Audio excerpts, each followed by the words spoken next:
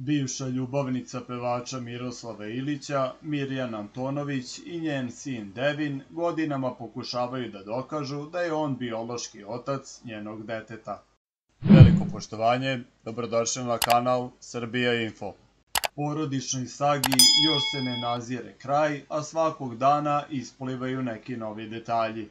Ako je suditi po rečima Mirjane Antonović, rasplet ove priče u startu je nagoveštavao da će ići nekim drugim tokom, srećnim po nju i njenog sina.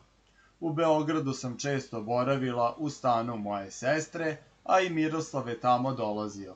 Igrao se sa Devinom, provodio vreme sa njim, izjavila je Mirjana, otkrivajući da je pevač Devina poslednji put video kada je dečak imao 18 meseci.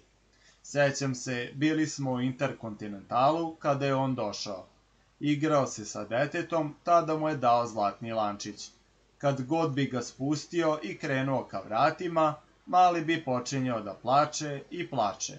On se 3 puta vraćao da ga uzme, kao da je osjećao da će se razdvojiti. Pričala je ona svojevremeno za medije. Verodostojnost njenih reči potvrdio je i Devin, koji je u jednom intervjuu na pitanje da li ima neku uspomenu od oca, odgovorio: "Imam zlatni lančić sa krstićem koji mi je poklonio kada sam imao 18 meseci i koji još nosim."